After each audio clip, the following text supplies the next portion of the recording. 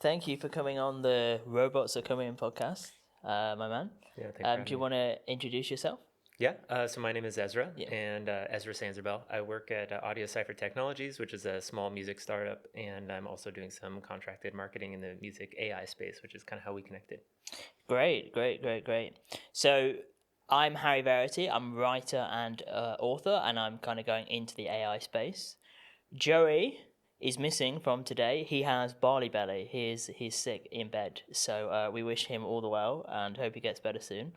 So it's just the two of us. Sounds good? Yeah. So why don't you talk a little bit about your journey into AI? I think I'm always interested in how you got into AI and when you first came across it. Yeah, for sure. So as you know, like I'm really interested in AI music. I feel like that's my specialty, so to speak. And it's interesting, actually. The first exposure I had was through something called Artbreeder. It was actually originally called GAN and they rebranded. So GAN is like I think it stands for maybe was it a generative adversarial network? Anyway, the idea was that you had this sort of like these seeds that you would plant, and then it would generate an image. But it was like pre-DALL-E, it was really kind of low fidelity. But you could say, hey, I want like a zebra and a balloon, and it might give you something sort of balloon shaped with zebra stripes on it, for example. And these adversarial networks were a way of sort of having competing inputs trying to formulate an output. And it's always kind of based on statistics and prediction. So you'd have temperature gauges, and you could say, it was almost like having the DNA of an image at your disposal. So you could search for the images you want. And what I was doing was I was trying to create stop motion animation. So I was doing like 10 frames per second. And I would find kind of an image that I liked. And then I would start doing very subtle variations and then generating a new image. And so you would get these transformational, over the course of, let's say, like 100 or 200 images, maybe like 20 seconds of a short image that moves around like a GIF, but then I would also add music. And so I'd create these looping animated images, let's say. And so that was my starting point with it. And it was very like, I wasn't even thinking about it as an AI at the time. I was just seeing it as like a nifty tool for image generation because there have been generative tools pre-AI, which we often forget about. Generative music has been around for decades, so I'd experimented with generative music before, but AI was still sort of like on the periphery of So my what does awareness. that mean? What does it mean for something to be generative? That you can generate it yourself, basically. Yeah, so generative means like a kind of technology that is based on an algorithm. So, for example, anything that has a preset of rules that are maybe hidden from the user, you say like, oh, I want to generate a chord progression. So you could say, I want it to be in this key, and I want it to, be consisting of only these types of chords. It might, like a randomization algorithm may generate something for you, but it may not do that with AI. Right, you could be generating from preset loops that it mixes together. There's a lot of ways. Like Brian Eno is kind of the godfather of generative music in the sense of, he created these like looping ambient pieces that inspired a lot of people, and he's been building apps for a long time. And so the generative music space has been around for a while. But you're asking like, what was the foray into AI Yeah. for me, right? So these experiments with GAN Breeder and Art Breeder were probably like I want to say 2017. And then, I'd been interested since 2007 in this idea of musical cryptograms. So we think of crypto today as like cryptocurrency and coins and all that. But the original idea of a musical cryptogram goes back to Bach and was used really mostly by classical composers. So the whole premise of it was that you could kind of encode words into music. And musical cryptograms, it might be like a composer puts their name in and generates a melody out of it. So Bach, for example, is Bach. So you would get like a 4-note melody, and then he used that in his fugues in the Well-Tempered Clavier, which is like one of his most famous pieces. There have been other like lesser known composers who've experimented with it. So I was really like zeroed in on that. And I love the idea of like encoding secret meaning into music, there have been conspiracy theories about like, pop artists hiding messages and subliminals forever. But I always like, as a musician and composer, I felt like there was something like inherently interesting. I wanted to know more, and it was always very surface level as far as how people reported on it. So 07, I'm looking at musical cryptograms. 2007, right? 2007. Okay, Yeah. wow. Yeah. And then I start blogging about Yeah. it. I had, blogs going pretty much from 07 till Yeah. today. And so what happened was when the pandemic hit, I guess it was like around 2020 or whatever. I was already working at a music software company. I had built a musical cryptogram web app with Ruby and Rails. And the idea of it was you type in words and it transcribes it into music without AI. So I just love this idea. For me as a songwriter, I had actually memorized like a transcription method within my own head. So if you were like, oh, like I'm gonna make a song for Harry, so Harry, it's gonna be a 5-note melody, and I can say, okay, H is C, A is E, R is D, and Y is F. So okay, those are my notes, and now I'm going to use that as a starting point with my guitar, with my piano. I'm gonna keep playing that melody, and I'm gonna be thinking about you and your essence and your personality to try to then come up with something that feels like you, right? The same way it could be coffee, or coffee time. I know it's like that might be more upbeat, latte. right? Yeah, exactly, latte. Whereas if it's like a quiet ocean, or something, it's like, okay, that's a longer phrase and you're gonna have more notes, but that's cool. You can maybe quiet is the verse and ocean is the chorus, right? So I started thinking about this as like just a way to seed my inspiration so that if I had songwriter's block or I'm getting stuck in patterns where I'm always playing the same kind of stuff, now I have like something that breaks me out of those conditioning. So 2020, I have the algorithm written. Pandemic hits. My partner is a designer, and she and I were kind of talking about what do we do in our free time? Like our city, we were living in Portland, Oregon. It was totally locked down. Yeah. People were protesting constantly. It was like not a very I saw fun that. time. There was a lot of stuff going on in Right Portland. outside our window. I mean, because we were pretty much downtown. Yeah. So just to like feel creative and inspired, not being able to go out to shows, not being able to like play music with friends very easily, we wanted to have a project, and we came up with this idea, Audio Cipher. Audio Cipher was going to be a musical cryptogram app for music producers specifically. It was going to be the same kind of text to music concept. And at the time, like we think today, like there's text to everything, right? Like DALL-E came out, and all of a sudden there was text to image. And then pretty soon there's ChatGPT in December 2022, which is now text to text essentially. But right, being able to seed an AI with some sort of initial prompt and then turning that into something that seemingly only a human could have come up with in the past. So when we created Audio Cipher, DALL-E wasn't even out yet. I think they were running a beta at the time. And there was a woman, Danielle Baskin. She's based in SF. I know her, actually. So because she made Dial-Up, which is she made Dial-Up. Yeah. Oh, you know Dial-Up? Yeah, I do. Yeah, I was on Dial-Up for a no while. Kidding. Oh, yeah, I've done a number of Dial-Up sessions too. Yeah. So Dial-Up was one of many and here's a funny fact. Yeah. So I was so enamored with her work, and I was like following her on Twitter and liking everything, be like, you're so cool, total fanboy type of thing. And at a certain point, we connected. I had just reached out to her and said like, hey, I just really admire what you're doing. Like as a marketer, I see how you've gotten all this traction without having to resort to any like weird tactics. Like I really respect that. And she was kind of like a serial entrepreneur, even though she doesn't identify that way. And she just kept coming out with like really creative businesses, I had listened to an interview that she did on a marketing podcast, and she was like the only one where I was like, yeah, this person, like they've got it figured out. They're doing something cool.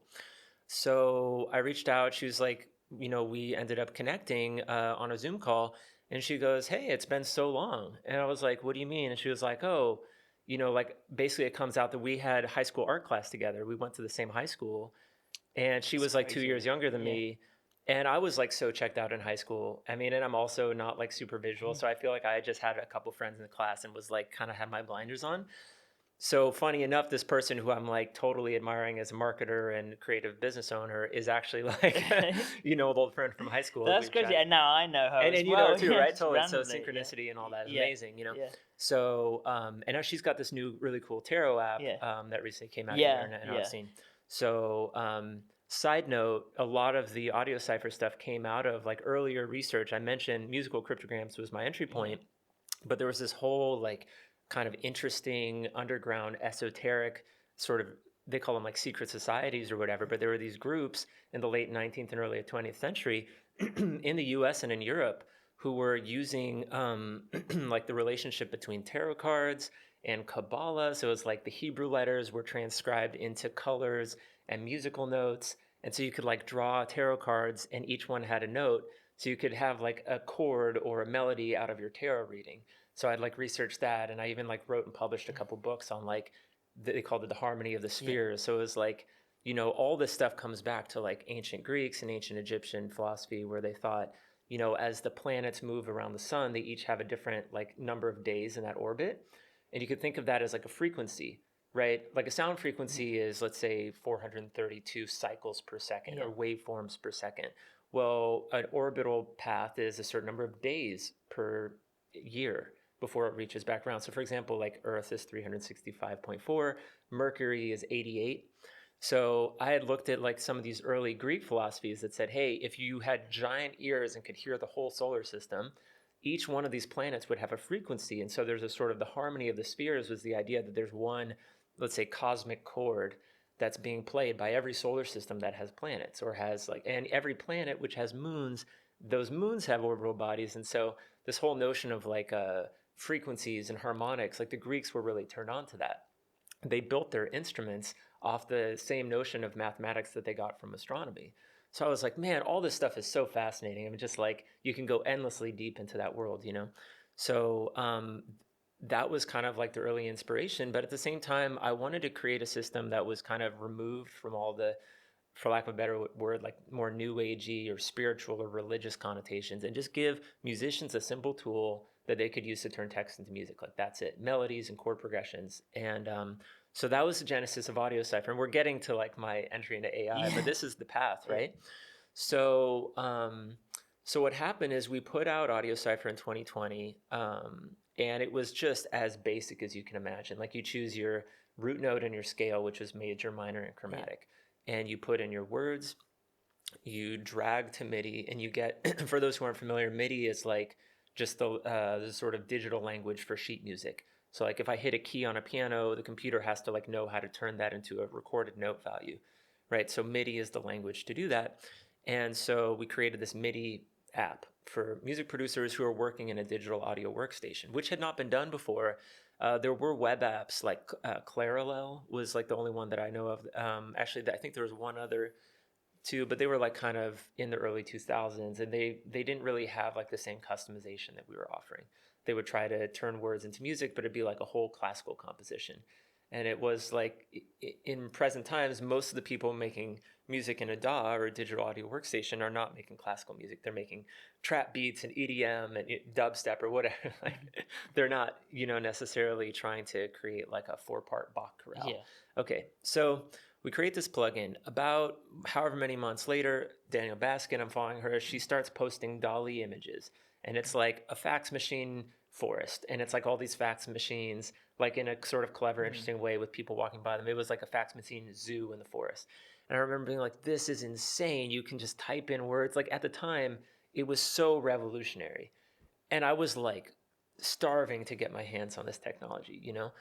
And I think the fascination with that is what drove me to AI, like to really take it seriously. The same way that people, I mean, around the world have been looking at DALL-E and Midjourney and all these tools, and had the same entry point. So, but I kind of had previously worked with GAN, with Art Breeder and GAN Breeder, so the leap was really obvious to me from like how remedial it had been originally to what was possible now, and that was so exciting.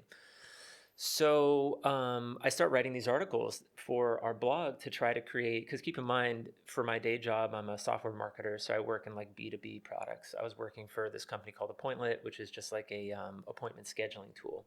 So, you know, you can probably tell I'm like more of a creative musician type, wasn't super interested in just like dedicating all my time to writing about B2B software, even though I'm learning all these cool like tricks of the trade about SEO and organic and, you know, how to create a software company. I really wanted to direct the knowledge that I was building into something that I could put my whole heart and mind into, which was Audio Cipher. So I start writing these articles using my understanding of SEO to promote other people's stuff. Like, and I wrote an article called DALL-E 2 turns images or text into images, comma, is music next. And that article ended up, you know, ranking on the first page of Google, which drove all this traffic. And I kind of had this aha moment where I was like, oh, there's a real hunger for like the musical equivalent of this. Yeah, people are really interested in the idea that you can do text to music. You just put a prompt in, and then you can get a sound from it. Yeah, and you've tried maybe some of the tools that came out this year. I have. Yeah. So we've started to see now. Obviously, we've got Music LLM, which is kind of Google's answer to it, and then you've demoed a few actually. So me and Ezra actually go to a meetup every week with some other AI founders, and I think you and Nick, who was on our podcast the other week, you both shown us these amazing tools, which you just literally put some text in, and then amazing a soundtrack is Pretty generated. Cool, right? Yeah, so Music Gen is the other one I think you're thinking of, which is Facebook Meta put out this tool. So we can talk about those. You know, but basically, you know, what I realized was that, you know, these tools are just coming out in 2023. I'm doing this in like late 2020. So there's this whole period of time where like we're the only people really writing these detailed articles that are both like a little bit technical, but also accessible to kind of explore the idea, knowing that that's like coming right around the corner, but actually kind of at the same time, there were people who'd been doing it. So OpenAI, who's responsible for DALL-E 2, they had put out a program called MuseNet, which is a MIDI generator in 2019. And then also Jukebox in 2020. I think those dates are correct. So Jukebox was an audio generator. It was trained on all these like famous musicians, like you had Frank Sinatra in there and Kanye or whatever, Beyonce. They were trying to be able to emulate famous artists using not really like text prompts in the way we think of it today, which are like highly fluid and you can just kind of type in whatever you want. They were more programmatic, so it'd be like a song in the style of this person with maybe this key signature or this tempo or a couple of like inputs like that. I would say Jukebox was a more impressive outcome. Maybe the MuseNet. I mean, MuseNet was okay. It was a great starting point. But I think the thing with all of these tools is that they are still quite basic when you compare them to like where we are with image generators, like Midjourney, you know, version, I think it was 5.2 came out the other day, right, with the zoom in feature, is extraordinary. And yet text to music, it seems like it's a lot more complicated to do, a lot harder to do, and there's nowhere near as much buzz around text to music as there is with like text to image or even text to video. Yeah, well, I would have agreed with you about the quality up until very recently. So in June, which I mean, we're at the end of June right now, right? So this month, when Meta put out this new Hugging Face model, which is Music Gen, they actually changed the game like completely in two really important ways. So if we just talk about Google Music LM and Music Gen and kind of how they compare, right? These are the two like biggest tech companies, arguably. I mean, Apple hasn't come in and done their thing yet, so we'll see what happens. But like, everyone's waiting on. But Apple, we're waiting for Apple to get into the text and music game. We'll see if they do it. I mean, they've got other priorities. But so Music LM, just to rewind, if we look at text to music as a whole with AI specifically, excluding audio cipher, which currently is not using AI yet, it's on the way. In December 2022, we had Refusion come out. Refusion was a really clever web app that essentially used Stable Diffusion, which is like an alternative to DALL-E and Midjourney, more of an open source type of thing, using Stability AI. So they use Stability to create images of sound, which are called spectrograms. So you can think of like we talk about sound as waveforms, right? And we all have this idea of, okay, music is vibration, we have abstract ideas, but if you think about it, this is kind of an interesting thought experiment. Like, if I snap my fingers, where are the waveforms going? Like, obviously to my ear, but they're actually moving in all directions. It's omnidirectional sound bubbles. So we think of sound waves, like we've all seen like the sound wave diagram, is just a two-dimensional line. But the reality of sound, when you're snapping your fingers, you're getting a sort of like oblong shaped sound bubble that's moving in all directions. That's why somebody over there can hear the same snap that I hear. And obviously the further the sound has to go, the more that it dissipates until it just doesn't reach someone. So these sound bubbles themselves are fascinating to think about. That's like a whole nother segment. But the point is, when you're trying to understand spectrograms, they're taking these sound waves. So spectrogram is like the waves up and down, right? It's closer to that because it's a flat model of sound, but it's a more rich sort of diagram of sound. Let's say it's a computer generated representation of sound.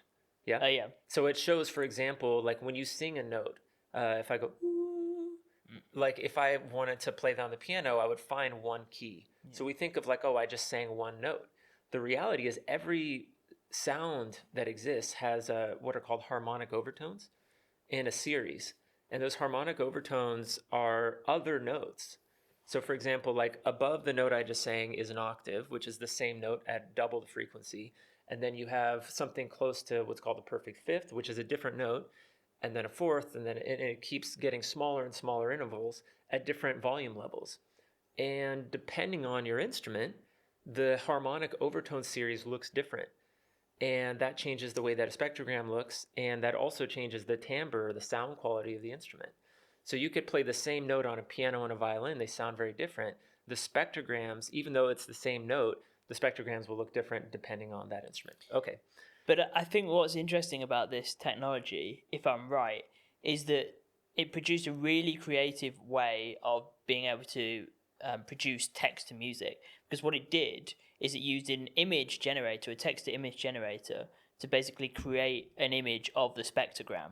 So it created an image, and then a music software could pick that up and interpret that image from into sound. Is that right? Exactly. Yeah, they call it It sonification, should, right? yeah. So sonification is a broader term that just means like turning something into sound. Yeah.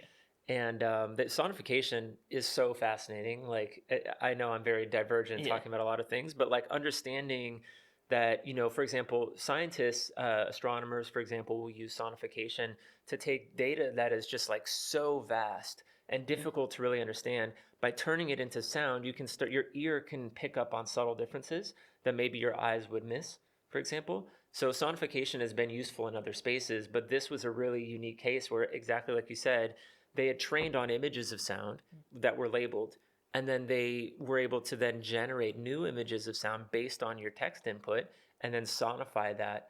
And then what they did is they essentially stitched together. It would generate a relatively small piece of audio, but then it would create the illusion of a longer piece of audio by stitching together a bunch of clips. So that's December 2022.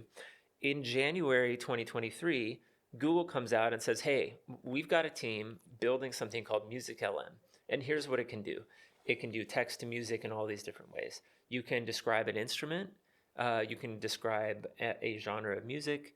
You can even describe like a feeling state. You can pass in images and with descriptions of the art, and it will turn sort of in a rough way the images into music. So there are all these creative things. And they even had this idea of melodic conditioning, which means if I sing a little melody or I whistle it or whatever, and I pass it in with a description of an instrument, it's going to combine those two together and it's going to create something in that style. That was like, whoa. And some in the very near future, we're going to take that for granted. Like, oh, hasn't that always existed? Like, it's going to be so normal. But no, at the time, that was like a huge leap. And actually, when I read that paper, I was kind of like, I don't know. That kind of, I'll believe it when I see it in action kind of thing. And sure enough, so in May, it took them about 5 months to put out their first demo of MusicLM, which first you could, just download it through what's called the AI Test Kitchen, and it was sort of their flagship product there. So you had to download that through the App Store, and all it would do was text to music. It didn't have the melodic conditioning. When that came out, I was like, I knew it. There's a web app for it too now, so you can go online and type in MusicLM, and I think it's like the second or third result on there. But yeah, there was no ability to do any melodic input, and so essentially you type in words, and it gives you a way better output than Refusion. I mean, like night and day. But there's still like all these audio artifacts, and it loses the plot. Like, you can be like, create a metal song, and it starts off, it's like within 10 seconds, it's exploding space sounds. You're just like, how did we get here? Right. And that's literally a result of the spectrogram. Basically, it like interpreting it in the wrong way, or it's not quite right because it's done an image to image kind of thing. Well, so then Refusion is doing that. MusicLM has a different technique. I see, yeah. MusicLM has a different technique, and actually this losing the plot, as I call it, is something that Jukebox, the AI OpenAI tool, had that same problem. Yeah. This has kind of been a known issue, which is, and this is where I get a little bit out of my depth. So forgive me if I use the wrong term here. I've read something called long-term short memory, And with my very sort of limited understanding of how this stuff works, it was kind of like at a certain point it runs out of the context that you originally fed into it. So it starts sort of just trying to predict what comes next. And in doing that, it can do a few things actually. One thing is it can get stuck into a loop. So I'll get to that in a moment, or it just like loses the plot. Okay, so Music Gen comes out in June, a month after Music LM, and it's released through Hugging Face, which is kind of like for people who haven't done a lot of machine learning experimentation. It's just a place to take machine learning models and be able to engage with them. So Music Gen is like a transformer based on something called AudioCraft. So AudioCraft is a Python library that was able to do the training but didn't have the training data. So Meta came in and was like, cool, we have partnership with Pond5, for example, which has this huge repository of music that's been labeled. We're going to use AudioCraft to train on that music, and then out of that, we'll be able to provide this service. So it's sort of a partnership between those two, AudioCraft and Meta. So Music Gen is born out of that. Well, Music Gen comes out, and it supports melodic conditioning, and it also has small, medium, and large models. So what's insane about this, if you go to the large model and use a descriptive prompt, you can get unbelievably good music compositions. I mean, like, it's the same experience I had when I saw Dali, like to that degree. Yeah. So you can't pass in melodic conditions yet, but you can get really good results. And we're not talking about like, really good considering that it's a hard problem to solve. And, no, like I highly recommend anyone who really wants to dig in, go to the Facebook Hugging Face. You essentially just clone the repository. It's very easy to do. Audio Cipher has an article on this that's free that just describes everything. Yeah, we'll make sure we link this in the video notes for people. So basically, it's like, I think it's something like $3 or $3.50 an hour if you want to use the large model. But keep in mind, like one generation takes like 3 minutes, and you can pause at any time. So it'll sort of keep running until you tell it to stop, or you can set up conditions. And we have a step-by-step walkthrough on how to make sure you don't get charged an exorbitant amount. Like I didn't know this because I had previously only used free Hugging Spaces or Hugging Face spaces, and so I went into Music Gen and started using the large model, and then I walked away for like 8 hours, and I came back onto my computer later. No, and I wouldn't have even known that there was a bill. I was showing our friend Nick actually, because he runs a company called Drum Loop AI that does really cool like AI drum generation. I was like, look, this just came out. Like, this is amazing. And I get in there and I'm like, for some reason, I just clicked on the billing thing because I'm like, poking around. And I go, whoa, I've been charged $30 today, and I realized I've been running for 10 hours. So I was like, okay. So in the article, we talk about how to, go in and set up your conditions so that doesn't happen. Point being, right now I'm actually, I'm a contracted marketer for a company called Audio Design Desk and Maker. Maker is an AI company that is doing all sorts of really cool stuff, both in the music space, but also in script and film. The founder, Gabe Cowan, is like an acclaimed, he's done like 25 feature films, and he's won like all these awards for his music. So he's a super fun guy to work with. He's like the best boss ever because he's just like super creative, great team leader, like, couldn't ask for a better gig for myself, right? And he's actually, I've been working with him on a interface for SoundGen. By the time this comes out, will probably be released. So if that's the case, then we'll link to that too. But it's going to make it way easier to be able to access this stuff. It's going to be at a lower cost than going through Hugging Face because it's quite expensive, and it's going to be just a lot more accessible. Yeah, I mean, I think that's the thing, isn't it? With all these tools at the moment, it's if you're 18 or you're 19 years old, like how much of this can you use to actually start a business or to start your kind of music production journey? At the moment, it sounds like it's still a little bit technical to be able to get into it. But what would be your advice for an 18 or a 19-year-old or a 20-year-old who's just about to start in the music industry and they want to get ahead, they want to start using these AI tools? Where would you start? Well, what I've been trying to do, with the Audio Cipher blog is curate a free resource for everybody to learn about all the different tools and also sort of like segments of the tools. So for example, we have an article that's called like something to the effect of like best AI music apps of 2023, right? And I broke it down to, hey, okay, there's AI voice generators.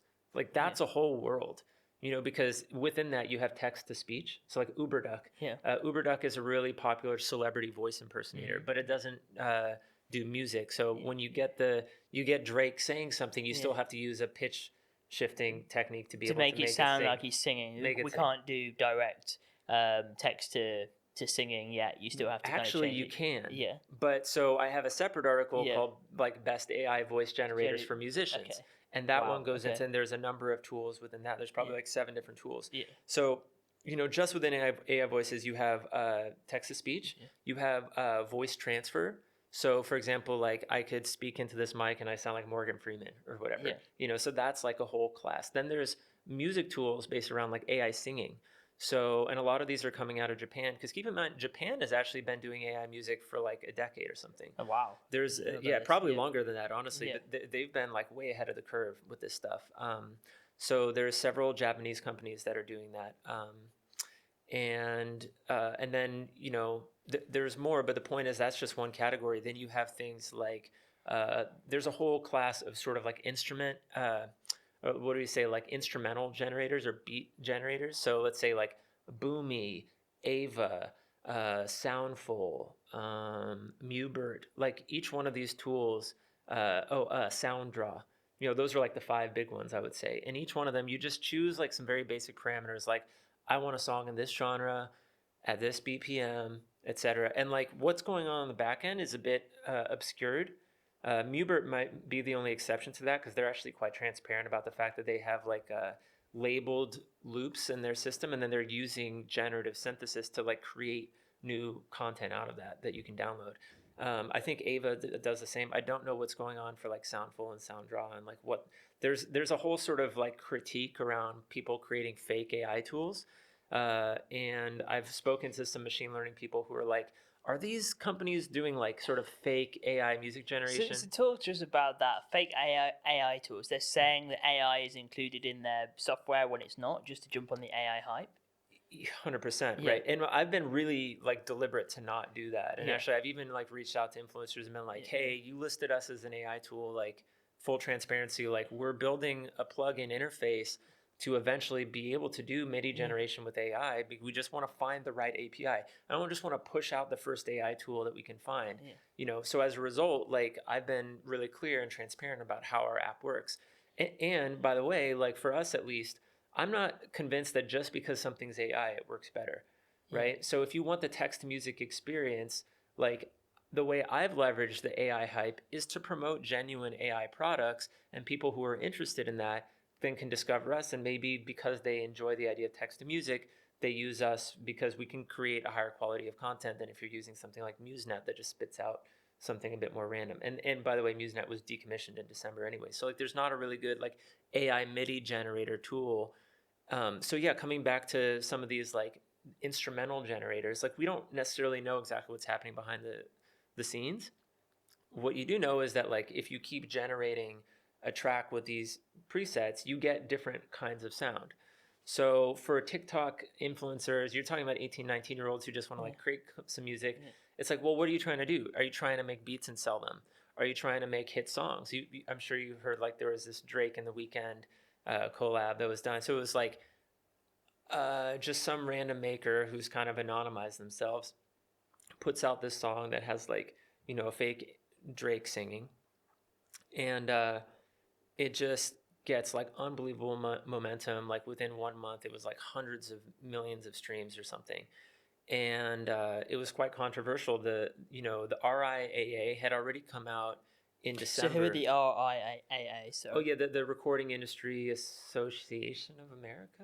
I don't know. So they're like a kind of a policing body, a regulatory body for the whole kind of for recording industry. So they had come out and shots fired. Like they were like put out a thing that was like anybody using AI mastering tools.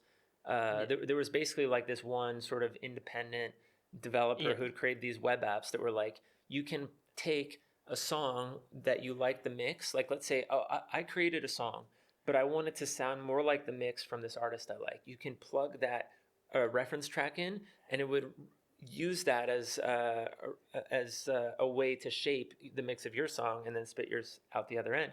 And it was a free service. And so they had published this thing that was like got a little bit of attention, I think on TechCrunch or something. So where'd they publish it? Just on TikTok or on Spotify? Like, So not release basically it? they create these 3 websites. It was Yeah. called like Soundmaster without an E, Yeah. so MASTR. And we have an article on it, when it happened. It actually that was like I think October of 2022. Yeah. So what happened is that they make an official statement, and then it was like one news publication put it out, and I found the news about that on Twitter or whatever. And I think there was like some Instagram buzz around it just for a brief moment. I used the tools; they were fine. They weren't like mind blowing, but there was this report that came out from RIAA saying, "Hey, anybody who's doing that," and they listed this developer's products as the offenders. And we're basically, they didn't make a direct threat, but like, you're violating our terms essentially. Like, we don't like that you're doing this. That's crazy. So they start with that, right? And the developer fires back and goes, "Hey, I'm using Deezer. I'm using Spleeter, which is a sort of a project within a company called Deezer. Deezer's like a European Spotify. You could say. I've heard of them. Yeah. So they were like, and RIAA is an investor in Deezer. Yeah. So basically, they're using an open source tool from a company that the RIAA invested in. And they said, based on the terms of your report, we've made these changes to our website. We're no longer using existing copyrighted material as part of our promotional material, etc. But that being said, we reserve the right to continue using this open source tool that you're an investor in. Yeah. Right? So that was like kind of a funny moment where you go like, wow, like these big legacy recording industry groups like haven't really thought through how quickly this is going to happen, and like they're just sort of like putting out the signal to the world. So when the Drake Weekend collab thing happens, it was a similar moment where you're like, oh, like I think it was Universal Music Group, UMG. They put out a statement. They were like, I forget exactly what the deal was. I don't think it was necessarily in response to that song, although I think like a lot of people were reporting on it because it came out around the same time. But the UMG was just like, hey, we're not cool with any streaming platform publishing music that was created using AI trained on our artists, whether it's the artist voices or the music. That was just like a public statement. So you've had now the like 2 major players in the music industry coming out saying like, don't do this. So what effect do you think that's having on people using AI to generate music? Do you think it's nothing, people are going to do it anyway, or do you think it's going to have a serious effect on the way AI is going to develop? Probably both. I think that for sure, no matter what, there's going to be an underground, of creators who are doing this. So when you said like, what's a great place for people to start, like, whatever age, 18, 19, 30, 50, who cares? Yeah, Like, anybody can use this tool. So what I would say is, first of all, AI voices are like one of the most popular things right now, more than instrumentals, because let's be honest, like, what's the difference between getting a beat on Artlist or Envato or whatever, just some random royalty-free beat that you can download, versus generating with AI? If anything, if you license a song or go to BeatStars and buy a beat, first of all, you're supporting real musicians, which is great, but also like it's not that different. The value of AI with the AI voice generator is so much more obvious. I just got a collab with Drake and I put it out on Spotify or whatever, and now I have like people think that, even if I correctly label it as an AI Drake cover or something, assuming that like, the recording industry didn't come in and clamp down and say you can't do this, like the value I get from piggybacking on Drake's brand in that case, like this one artist did, is huge. So AI voices is the front lines, because it's also so much easier to be like, hey, you're clearly imitating this artist's voice, whereas it's a lot harder to be like, you're clearly imitating this particular producer's style, which is like, how arbitrary is that? And I can just change the temperature slightly so it's different enough. And so it's going to be so much harder to police AI-generated instrumentals based on artists than it will be. So I think, to answer your question, like, I don't think that small creators are going to have to worry about AI music, like instrumental music generators, as much. I think the people who are going to have to worry about that are going to be the software companies that are supporting the creation. So it's almost like drug dealers. Okay, like a drug dealer is way more likely to get busted than the customer. Right. Like if I'm buying a little bit of weed from someone, and the cops, are they going to come after every single customer? They're going to go to the drug dealer and bust that guy because now you've taken care of everybody else. And they might bust a few of the customers too in the sting. Yeah. But the point is, like, they go after the hub. You know, you got to cut it off at the root.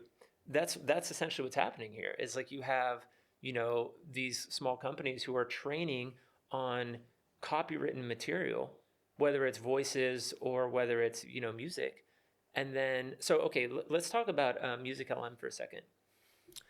Do you know where the Music LM data comes from? Yeah, isn't that trained on the entire library of YouTube? Yeah. So, I mean, the entire, I don't think it's the entire library, but it's very close. It was something like 45 million YouTube videos. And the way they did it, so just to summarize really briefly, you had sort of 3 data sets that are feeding in, right? So you had at the very top a tiny collection of, I think, like a few thousand human labeled recordings of music that were basically a human went and said, this is these instruments, and they used it in natural language, and then they sort of stringified the most important keywords, right?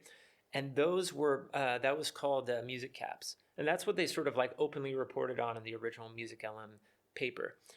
And I had to dig a lot deeper to realize, oh, that was actually just like the tip of the iceberg. There's something called audio set, which is 1 million video clips.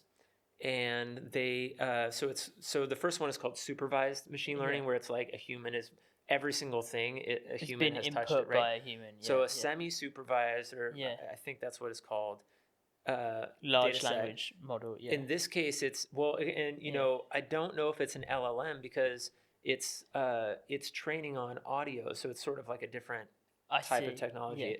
But yeah, it's looking at all of the music caps, the labeled stuff is being fed into audio set, and it's using that semi-supervised, meaning it's taking some of the what it learned from that and incorporating it into studying the middle size set, which is about 1 million. Then there's the really deep data set, which is called Mulan, which is 45 or something million YouTube videos, and that was unsupervised. And that means it's just like go hog wild. It's, I believe, also similarly taking what it learned from the audio set and going down into the trenches and just drudging up. So what they did is they said, okay, go 30 seconds into a YouTube video and then take a 30-second splice and analyze it using machine learning to say, is 50% or more of this music or not? So for example, let's say you take a random clip and it's like a TED Talk. You know, and it goes in, and maybe there's like 5 seconds where they have a little musical segment, but it's like, it's not a piece of music, so it's going to throw that one out. And it goes through first and sorts and says, okay, these ones have at least 50% of music in that 30-second clip. Okay, then we go back through and we try to say, when somebody is going to Music LM and saying, give me a dope hip hop beat with 808s and, you know, rolling hi-hats that sounds like so-and-so, it's able to go all the way down into its data set to try to accomplish that. And it's not just looking at the couple thousand that are human labeled, it's able to go into that giant repository. So we're talking about the recording industry and like all this stuff. Well, if you think about it, Google owns YouTube. So YouTube has terms and conditions that presumably give them permission to train on their own data. I mean, when you upload to YouTube, you're handing your data over. That's like the classic thing where people go, well, I don't care if Google, I don't have anything to hide. I don't care if Google takes my data and does whatever it wants with it. But this is kind of an interesting edge case for artists. But it's interesting because it's almost creating a monopoly, because people are giving over all their data to YouTube.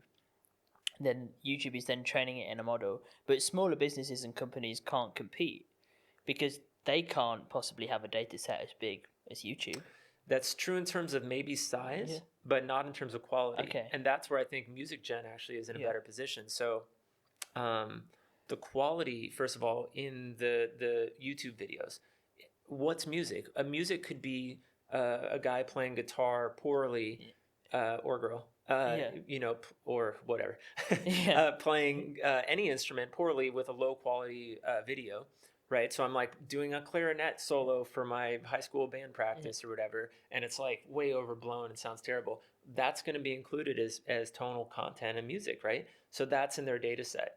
And compared to with Music Gen, they didn't do that. They went for Pond 5 and Amper, which are like very similar type of data sets. I don't even know they may be the same music, because when you go to their interfaces, they have like the same kind of categorization and everything. By the way, anybody who's interested in this stuff, I encourage you to go to the Amper and Pond 5 data sets to just type in the letter A and look at the list there. You'll see instruments. So A, you might see like accordion or whatever, but you'll also see what's a genre of music that starts with an A. Acoustic guitar, acoustic music or something, right? So, so yeah, basically, it's able to generate music from really high quality stock music. So, and they have the rights to do that, because they have that sort of partnership. So you're better to have a smaller data set of stock music where the quality is actually good, rather than giving it all of this huge amount of data that's on YouTube, when the reality is, some of it's going to be very amateur, let's say. Maybe and it has no way of determining what is good and what is bad, even 100%. Though of course that is subjective to most people. But it could be objective in terms of audio quality. Yeah. And I would argue that music is often perceived as being highly subjective in terms of what's good or not. And I think there's some truth in terms of like aesthetic preference, but there's also some objective markers for what's good in terms of like a number of different properties. Yeah. Okay. Here's the thing though. So yes, like the quantity of music on YouTube is way higher. But to say a smaller data set might be better is true up until a point. But these neural networks need a huge amount of data to be able to really correctly predict stuff. So smaller to a point. But I think you were saying, like, do Facebook and Google have monopolies? It's like, well, not them necessarily, but in general, like companies who own huge collections of music are the best positioned to be able to partner with AI companies to deliver. And so I don't think that we're in a sort of monopoly environment where like, because they own YouTube, they have the best thing. They would have to find a more clever way to reduce their data set down to really high quality music. And at that point, they may start running into issues. For example, if you look at the data sets that Google is using, like the audio set and Mulan, the way that it's been categorized is based on YouTube ID. Okay, so let's say my name's like Funky Musician 42 or whatever. Yeah. That's my channel name, right? I'm just some random creator. You're not going to see Funky Musician 42 anywhere in the data set. It's just the YouTube ID. You have to click through that to find the artist name. So what does that mean for people who have illegally uploaded artist music like Taylor Swift's new album? Yeah. Okay, first of all, I got into it on Reddit with some in the machine learning subreddit because I was going like, hey, this just came out, pretty interesting, like what does this mean for artist rights and everything? And it was like one person after the next with like snarky comments that are just like, well, then if you don't like it, you shouldn't have uploaded it to YouTube. As soon as you put your music on there, you're giving your stuff. I was like, yeah, but do you know how many artists don't opt in to their music being uploaded by some random fan? And like nobody had a rebuttal to that because there is no rebuttal to that. Like people are not opting in to having their music on YouTube. And the solution to that for a long time for people who understand music distribution, there's like CD Baby and DistroKid, and these are tools that like your everyday musician, if I have an album I want to release, I'm not going to Apple and creating a relationship no, I pay a small annual fee and then I just upload my album with my music and it distributes it to everyone. And there's a little clause in there that can say, hey, if you find my music on YouTube, I want royalties for that. Yeah. Right?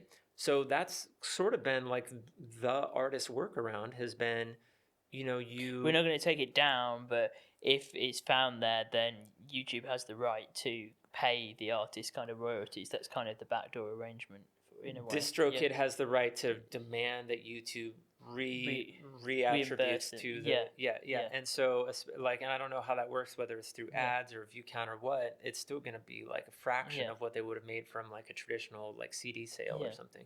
But there's things called DMCA takedowns. Yeah, I've heard of this. Yeah, It's so where they maybe you can explain this in a bit more detail, right? From my understanding, they take it down automatically and they then do an investigation, right? So anybody can flag something and say, "I want this is my content.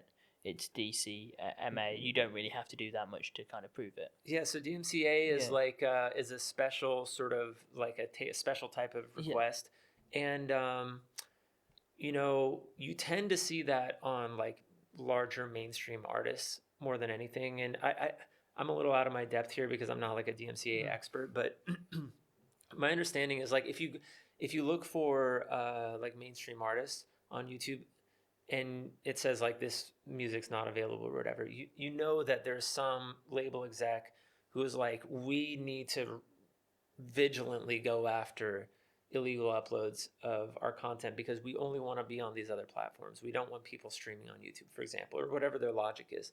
And they don't just go after like album uploads. They go after, let's say, YouTube videos that are using it as background music.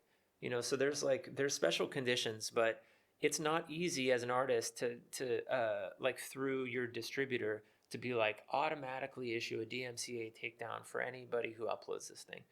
Like I haven't seen that feature, and if I have, I apologize to anyone who knows more than me on this. But like, as somebody who uses DistroKid, like that's not easily available. So it's more so this idea that you get a tiny sort of fractional remuneration for your music when it's on any of these platforms. So coming back to the data set, okay, this is no longer a workable solution. If I say, hey, I get a tiny fragment of royalties for streams on YouTube as a way to compensate me for the fact that I didn't opt in, but I can at least like reattribute it to myself and get that money.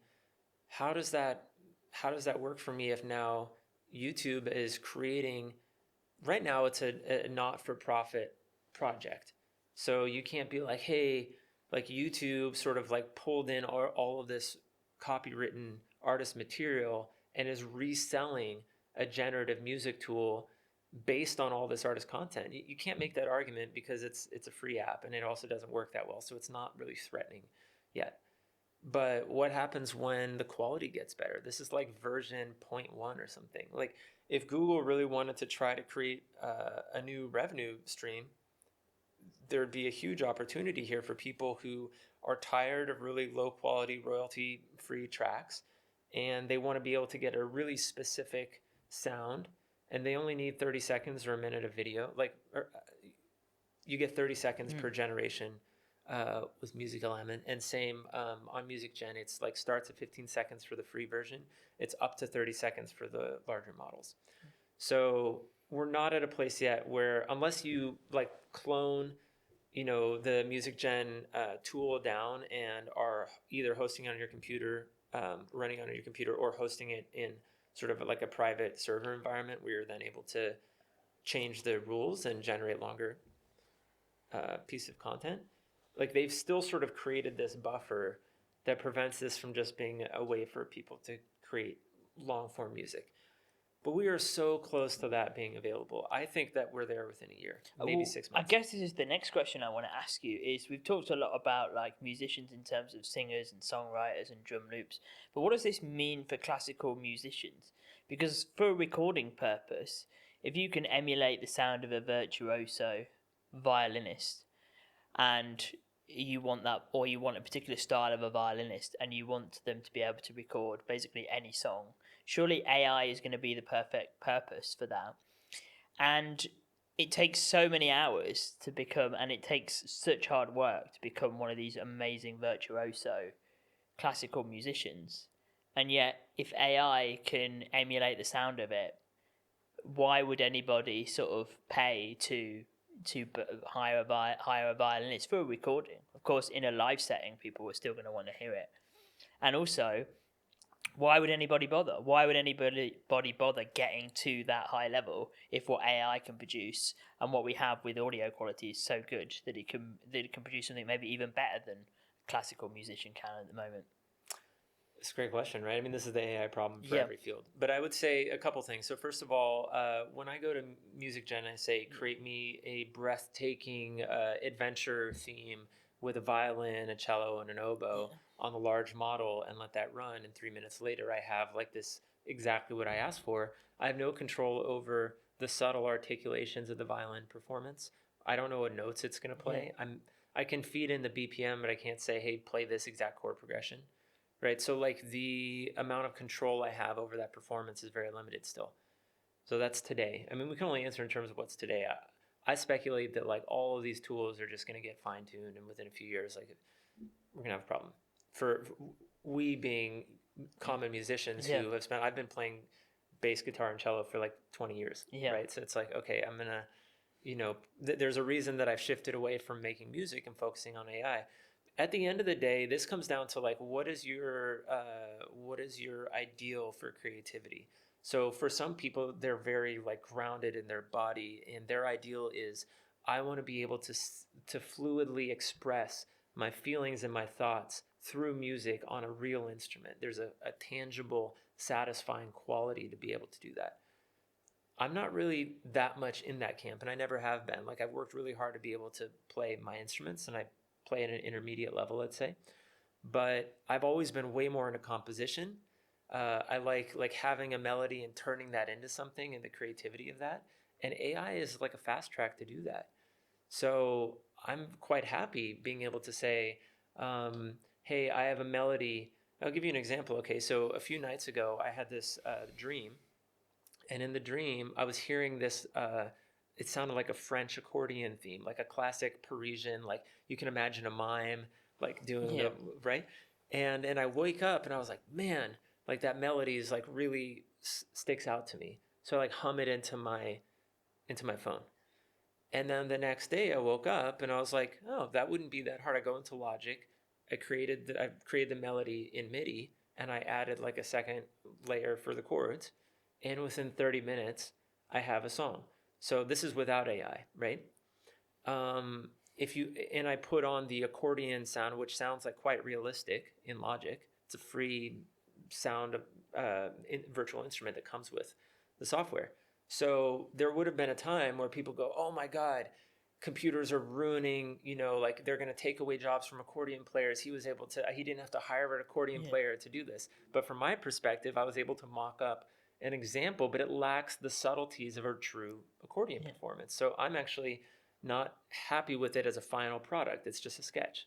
So I predict that we have right now digital audio workstations. We're going to have generative audio workstations, which are generative tools, plugins, or even just built directly in, where people can go into an AI chat and say, I want this, and it's going to take those actions in the DAW. There's actually a tool already that does this that I've been promoting a lot. I'm friends with the owner, Sam. It's called Wave Tool, WAVTOOL. It's WAV, like WAV. WAV. Exactly. So Wave Tool is a browser-based DAW, and it comes with a chatbot, and you could say, hey, create a new MIDI track with the piano, and it'll create a MIDI track in the DAW with the piano. You're just typing that in, and then you say, create a melody, and it just creates a major scale. And you're like, okay, that's not really a melody. So you have to be a better prompt engineer, right? We've talked a lot about like what is prompt engineering and how do you engineer a good prompt for music. There's so many different ways of thinking about music. You can engineer a prompt based on genre, based on instrument, but you can also based on melody. So for Wave Tool to create a good melody, you have to be like, create a melody that has a balanced use of quarter notes, 18th notes, and 16th notes in the key of C sharp minor that moves in counterpoint to a second melody that consists of whole notes and half notes. Make sure that they XYZ, that whenever there's a quarter note going, that there's at least 2/8 notes in the other. And you can describe in quite a lot of detail with technical language what you want, and it will give you a better result. But what does it mean for sheet music? Because I suppose it kind of makes music accessible to the everyday person. So rather than having to have a knowledge of like musical notation and write out what they want, if somebody wants to get a piece of music recorded, they could just say, AI, I want a piece of music that has a accordion that sounds like this, and put in sample songs in there and say they want a piece of music that sounds like that. And it could just literally generate the notation for them. So Logic does this today Yeah. without AI. So if I play a melody into Logic, there's a so sheet music is conventional, and then you have what's called the piano roll. Yeah. So piano roll is, you can think of it like a grid. So the horizontal line is time, Yeah. and then the vertical line is pitch. I see. Right? So if I go doom doom doom doom doom or whatever, you're going to see that represented as a sort of little Lego block looking structure. Yeah. Okay? But if I switch from piano roll to score mode, it's going to automatically show me the same thing in sheet music. So you do have that today. Now, but what does AI do? Let's say I go and say create this like fantasy music with a violin and an oboe or whatever, and I get that from Music Gen. Well, there's a really powerful polyphonic audio to MIDI software company called SampLab. Their founder John Marco is a friend of mine, and like we've been promoting them as well. I love the product. Previously, it used to be there was like really one company that did it well called Melodyne. Yeah. Melodyne 5 does polyphonic audio for single instruments. Polyphonic, by the way, means multiple notes at the same time. Yeah. So it used to be, you've heard of auto-tune? Like rappers, they sing a certain way and then it reduces it, right? If you're not very good at singing, they created a whole, like Future was one of the first, there's been a number of like different artists that kind of use it as a stylization tool for hip-hop and R&B. Well, so Melodyne is the main auto-tune company, and the idea is that you are able to control the pitch, and you could shift it up and down. You could be like, oh, you were kind of flat, let me bump that note up, right? And then eventually it was like, oh, you played finger-picking guitar, but you hit one wrong note. No problem, we'll just move that note up, right? So it was designed with really high accuracy to be able to do that, but it doesn't work if you're trying to do like multiple instruments. So SampLab is able to take a whole mix of different instruments like bass, guitar, keys, drums, and does stem separation, which means like you have a track and it tears them apart and says, this is your piano track, this is your bass track, and it gives it to you as MIDI. And if you have chords, it does chord analysis and it shows you the chords. You can drag those notes up and down and in the MIDI piano roll within SampLab, and it will change the original performance. So like I've got a Beatles tune and I'm like, I'm going to make Paul McCartney sing this melody instead of that melody. And it's literally like a drag and drop to make that happen. And when you're done, you can export the audio or you can export the MIDI and edit that. So to answer your question, like I could go from Music Gen, I could generate my violin solo. I can take that to SampLab. I can plug that in. It'll analyze with high accuracy that melody. And then I drag that MIDI into Logic. And then I go to Logic score mode and I've got the score right there. And then I hand that to a real violin player and say, hey, give me something that sounds better than because, for example, with violin, you can use contact instruments, which are like considered some of the highest quality orchestral instruments, and quite a lot of articulation in terms of different, like aggressive versus like a smooth legato performance. Like you can get a lot of those sounds, but it still just doesn't sound like a real violin. It just, unless it's sustained strings, there's like some things you can do. And some people are really good at this, but that is its own skill. It's not like as easy as just being like, I plug this melody and now it sounds like real violin. So at least for right now, where we're at with technology, like I don't think your orchestral violin person's job is immediately threatened. Okay. But that's only if we're trying to control the score as a composer. If I'm a filmmaker, I'm an indie filmmaker, and I want to have 30 seconds of like powerful cinematic music, what do I care? I'm not a composer. It's the composer who has their vision for the music. Right. So surely the people who are going to go out of business first are the people who are making jingles for radios, the people who are making music for kind of low budget like indie films, like you say, because an indie filmmaker is always going to look for the cheapest option because they're on a budget. The quality is not as important as it is on a Hollywood movie, where they're always going to want to invest in getting exactly the perfect sound. You get the perfect sound with a really good orchestra, and you get the perfect composition with a great composer. But yeah, if you're some indie guy, but look, I mean, the people with no budget couldn't have been hiring them anyway. Yeah. So I don't know if it takes jobs away from people yet. Like it's certainly today, nobody's losing their job because of text to music or any kind of AI music generation. I think the people who might be are people creating low quality content. Yeah. Those are always the first people to go. If you're creating beats or sample music that anybody could create because you didn't invest a lot of time or you don't have a lot of skill, and AI just does it better because AI is beginner to intermediate and you're just still kind of beginner, then Like, good luck. You have to raise the bar. I think that's what AI shows. But guess what? You have AI at your disposal now. So you can raise the bar with the help of AI. Now AI is an assistant. So as a utopian sort of vision of this stuff, like AI raises the bar for everyone. Yeah, I agree. I think that's the way people should think about AI. Is you should use it to help you raise the bar, to help you raise your own standards. You shouldn't see it as a competitor. You should see it as something that's going to assist you. And I think raising the bar is something that's good for society in general, because it means we're all going to get higher quality products. But what it does mean is that there are going to be a lot of people who are in the low to kind of middle end who are going to be put out of jobs, or who are not going to adapt very well. Yeah, it's tough. I mean, I'm a copywriter by trade. Yep. So like writer here as well. Yeah. Okay, so yeah. from journalist to journalist, like I don't know what your experience has been. I'd be curious to hear. But like I see so much stuff on Twitter that's like these marketers, right? And they're like, I generated 500,000 articles with ChatGPT, and look at my insane Google Analytics report. It's like bollocks. Like the quality of the articles that I'm getting from ChatGPT, having done hours of prompt engineering and trying a lot of stuff, it's like the language is hyperbolic. So for example, like when you're talking about like journalism, it's really good at sort of descriptive, like kind of vanilla descriptive stuff. But like high quality journalism is a cut above that. It has all these different qualities that ChatGPT doesn't. So for example, like let's say that you have an assignment from someone, and they're like, hey, we want you to, you work for the Decoder, right? So it's like, we want an article. First of all, ChatGPT is cut off at a certain date, so you're gonna have to use other tools, like maybe the Bing tool or whatever.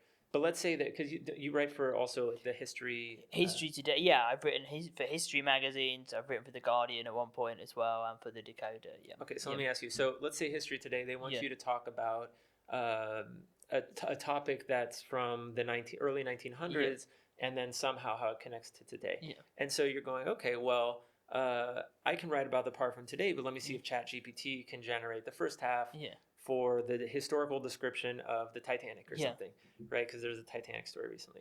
So in your experience, has the quality of the journalism of like describing the Titanic, have you been able to use that in a way that can create content that you would feel like, yes, I would pass this off as my own journalism, it meets my standards? Or do you feel like you have to rewrite it to get the quality? I think you always have to edit it. I think what AI is good is like making sure you get past the blank page. I would say AI, I think, has a massive use case for news journalism, right? Because news journalism is very formulaic, and the key to news journalism is getting it out fast, right? So you just want 200-300 words saying, look, this has happened, this story has happened, I need to get it out. What you can do is you can feed it the information. You can just feed it the bullet points. You and I could have a conversation. I could record the conversation. I could then get AI to make me a transcript of it, to give me a ChatGPT interface where I can ask it questions about it. I could then copy and paste the facts that you have told me, put them into AI, and it could come up with a news story. And obviously, I would need to check over that to make sure that what it said is accurate. So for things like Newswire, if you were writing for the AP, I can see it being really, really revolutionary. Sorry, AP is the Associated Press, and Newswires are organisations that aren't necessarily interested in reporting something that's factually accurate. They just want to report information that they have heard from a source or things that they've seen at a scene, and then it's up to the journalist to take that information and sort of check whether it's true. Is what that person has said true? Can it be authenticated? And to contextualize it. That's the first thing. The second point that I would make about this is that the fact that people can use AI, and people have used AI, by the way, to trick newspapers into publishing articles. Somebody wrote a ridiculous article about something being racist, something like all tables are racist, and they asked AI to write an article about it, and then they actually submitted it. I think it was to the Irish Post, and they actually published it, and then it came out 2 weeks later that it was a joke written. What that says is that the standard of journalism the bar has got so low because of lack of funds, because they're trying to compete in terms of SEO with all the other clickbait on the internet, and people's general distrust of the mainstream media, that I think AI could be used for that. if you want to put out a really, really high quality piece of journalism that's well researched, where all the facts have been checked, and that has nuance to it, the fact is, I don't even think that the mainstream press is the right place for that right now in 2023, because there's just not the space, there's just not the time span for anything nuanced at all. But you're right, AI could never do a job like that. But I think it speaks volumes that people are able to make something with AI. You know, really, like you were saying, it's the lowest quality people that are kind of going to be pushed to the door. I think if you're a really, really high quality journalist and you're really interested in exposing the truth, you're not interested in just towing a partisan line, you wouldn't be in the mainstream media at this point. I think you would have exited 5 years ago. I think by now everybody knows the challenges with these papers, whether and with television broadcasts as well, whether it's Fox News, whether it's MSN. So there's a lot of, I think some of the best journalists now are the ones who are going their own way. They've got their own show on YouTube. They've got their own show on Twitter. I mean, Tucker Carlson has that. Obviously, people have their views about Tucker Carlson and whether what he's saying is true, whether they agree with him. But he obviously was fired from Fox News, and now he's broadcasting on Twitter, and I think he's getting millions of views from that, and he has the support of Elon. So I think if you really want to be a journalist and you really want to tell the truth in 2023, you have to move away from the mainstream media. Yeah, absolutely, man. But coming back to like the what was it called, the History Today? Yeah. So I consider you like you know cut above the content mill journalist who said I need 300. Thank you for saying. Words. Thank you for saying that. No, but I mean I see the depth that you think about things, and so it's like, you know, when you generate the first half, maybe you can use ChatGPT to say, okay, what are some interesting facts about the Titanic? So I don't have to interview a Titanic expert, and I don't have to go rent a book from the library or watch a documentary on YouTube.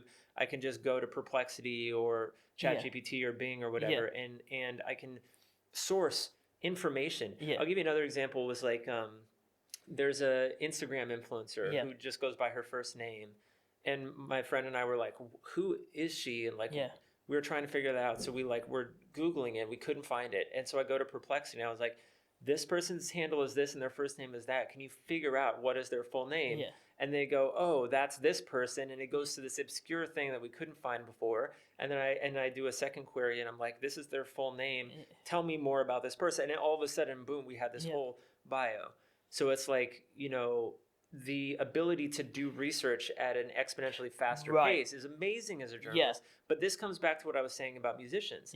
Is that like, it's not that this is replacing the ability to be a good musician or to be a good journalist. You still have to have a compelling style of speech.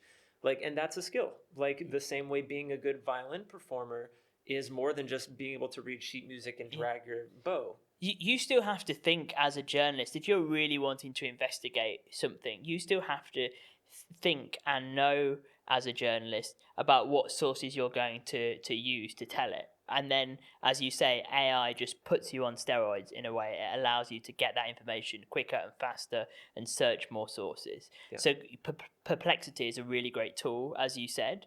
And also ChatGPT with web browsing is really great for being able to draw up the facts that you need. And obviously you're going to have to check those, you know, yourself, but it's going to cite it and give you a citation that you can look into. Another tool that you can use is Consensus. Consensus is basically like Perplexity or ChatGPT, but for scientific papers. So you can go in there, you can ask it a question, you can prompt it. For instance, do ice baths make a difference after a workout? You ask it a question, and then it synthesizes all the academic papers that have been written about it, and it says 87% yes, like 20% maybe, and then, you know, 10% no. And then it lists all the academic papers. And in those academic papers, what you can do is you can go into it, you can see what type of academic paper it is, like has it been peer reviewed, is it just a study, what's the kind of sample of the data. So stuff like that really gives journalists access to science in a way that it hasn't before. How should I say this? So before, a journalist would probably have to spend days going through those papers. They'd have to consult an expert. They'd probably have to pay a consultation fee to somebody to help them explain these papers to them. So, an investigative journalist is generally a generalist. Usually, especially if you write for a newspaper, you're usually put on an investigation, and then you want to study everything you can know about that, and then tell it to a mainstream audience. So your job is really to synthesize information, to go and speak to experts, and then try and present all that information in a way that is coherent, in a way that is a fair and accurate narrative. So you're never like an expert on something, you're always going into something, and you're usually relying on other people to tell you their information and to consult with experts. And I think what AI does is it really puts that process on steroids, so it allows you to do a bulk of the research to start with, and then your skill is to determine whether that's accurate. Your skill is in the presentation of that information, to ask yourself, is what this person telling me true? Is this source accurate? So in terms of the hard labor of journalism, that going out there, getting the sources, getting the information, which in 2023, as you pointed out, it's not anymore like going to people's houses, going and tracking people down. It's mainly spent on social media, speaking to people through social media, trying to find, data sets on companies that they've set up, and maybe mortgage information, kind of all this data. It's largely a kind of a data synthesis job as a journalist, and AI just puts that on steroids. Yeah, absolutely, man. Yeah, and I think that the way you tell a story is an art form. Like it's a skill. It's not just the repackaging. Like, because you mentioned, you can distill down technical information and present it to an audience in a way they can get it. And you could probably ask ChatGPT to do that. Take all this data and write it for a 10th grade reading level. But being able to tell that story in a way that I want to read the article, not just that I could read the article because it's intelligible, but that I want to read it because it's enjoyable, are two completely different things. ChatGPT can pretty much do the first one, but I don't think it's very good at the second one. Yeah, and that's the thing to remember, is that you are telling a story when you're a journalist. And there's so many different types of journalism. There's journalism that's investigative, that's trying to get to the truth. But even within that genre, which is largely facts based, you have to make it to a degree entertaining, because people are paying to read this. I would argue that with a lot of journalism now, the entertainment value is like become too prevalent. Journalists are always trying to sensationalize stuff. They're always trying to get to the kind of the heart, the meat of the story. And I think sometimes the factual basis in things kind of gets lost. Context gets lost from stories. And a lot of that is to do with the amount of time. So journalists these days, if you work for a national newspaper, they don't get paid that much at all. Most of them are still based in these capital cities, London, New York. If you write for The Guardian, The Telegraph, for The New York Times, you have to live in that city still. You can't work remotely. So the amount that you've paid is going down, like every other job and industry that is in decline. And so the time that you have is kind of increased. So they're being paid less, but they're being asked to do more, to put out more stories, to feed this kind of monster of sort of clickbait. They don't have the time anymore to really, really properly fact check things. However much they say that they do, they don't. The other thing is, so many people have left the industry. As I said, so many high quality journalists have just left because they don't want to be involved in it anymore. And I think part of that also comes down to the fact that journalism has become hyper partisan. So, The Guardian is a left wing paper. It has left wing journalists. If you don't fit in with that at all, you're not going to be able to write for it anymore, because all of their stories are filtered through that lens. And the same with the Telegraph. And instead of having a I guess you'd say a hue, so you'd say, well, this is the news, but it's through a left-wing hue. So if you're a right-wing writer, it might be beneficial for you to write for The Guardian, because the art form of it is persuading these people of your point of view and writing something that is going to be able to kind of win them over. that's ceased to be the case now. They're just ideological vehicles for that particular echo chamber, right? The audience of The Guardian is not people who are kind of centre ground. It's for people now who have a particular set of views and they want to hear those views like reinforced and resubstantiated. So if you are a serious journalist, somebody who is interested in the truth, I don't think you're going to be in the mainstream media anymore. So all the talent, if you like, the cream of the cream, they've left. So what you're left with is people who, to be honest, are kind of mediocre in a lot of ways.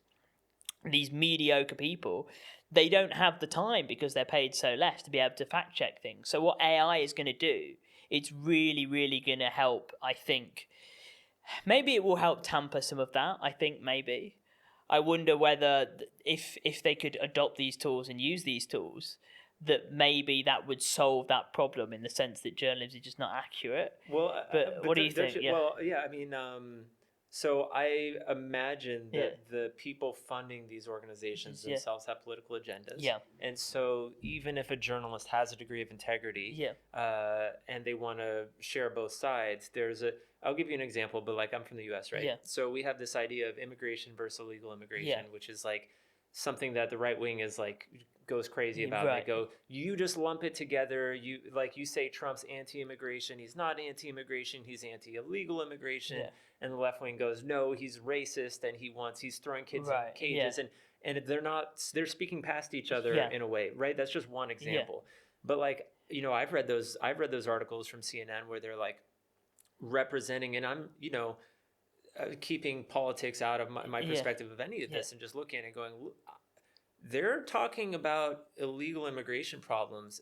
They're saying like Trump's stance on this is a statement on all immigration when it's clearly a statement on illegal immigration. For example, like I'm looking at that from a fairly objective point of view. Like I consider myself political independent.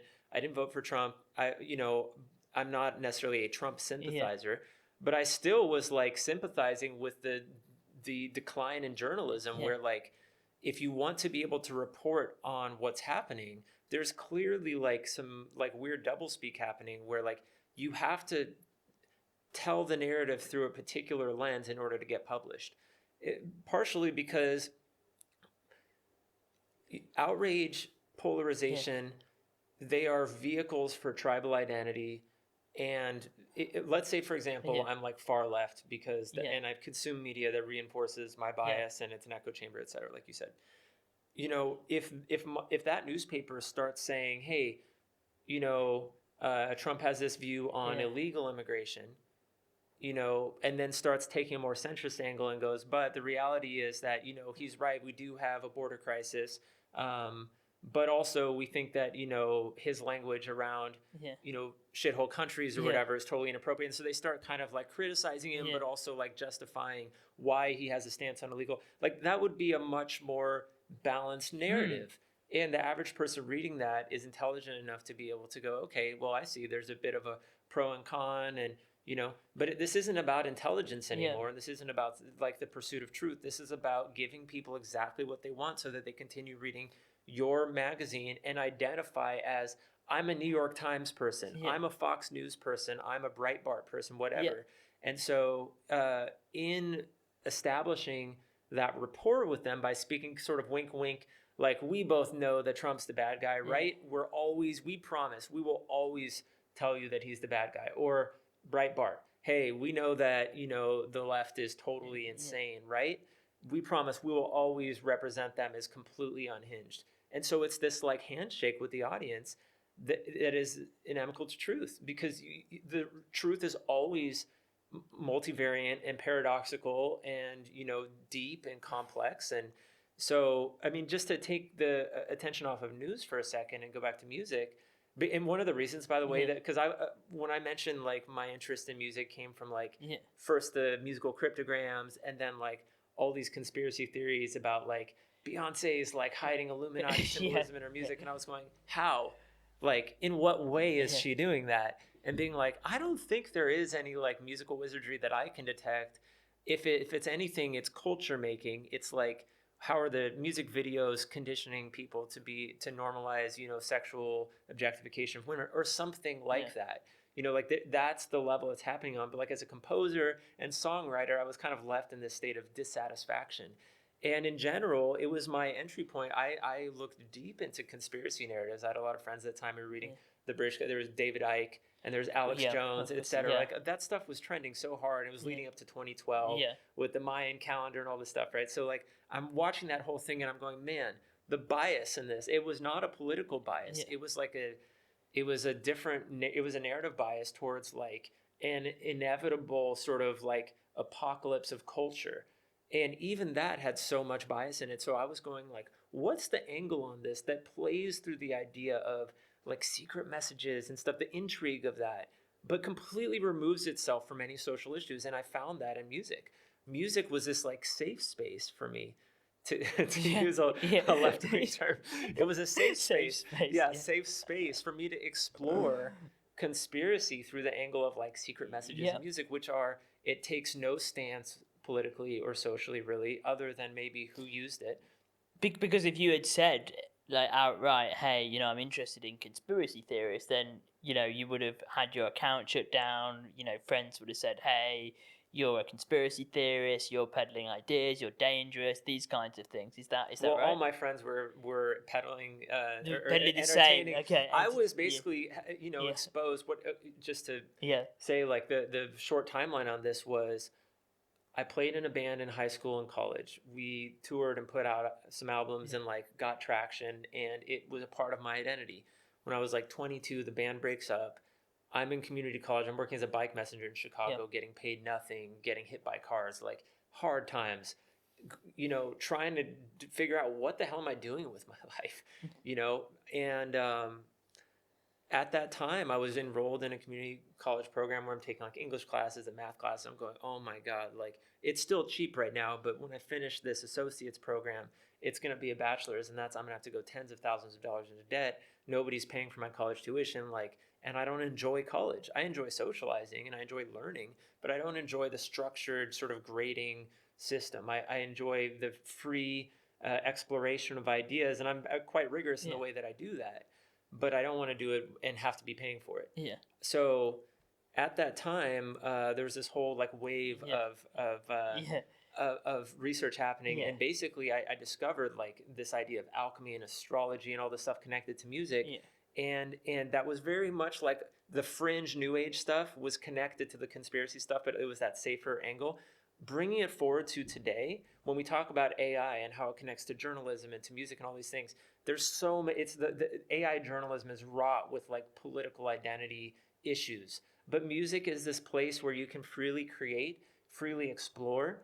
Yes, there's still the politics of the recording industry and can you use AI voices and stuff, but I think it's quite fun to realize that like you can work with these technologies and create without publishing and do anything you want safely. Yeah. And that's a very good point, actually. And I will say just very briefly, there's a couple of people that I just want to name drop who I feel like are doing amazing work. So there's one group called DataBots, for example.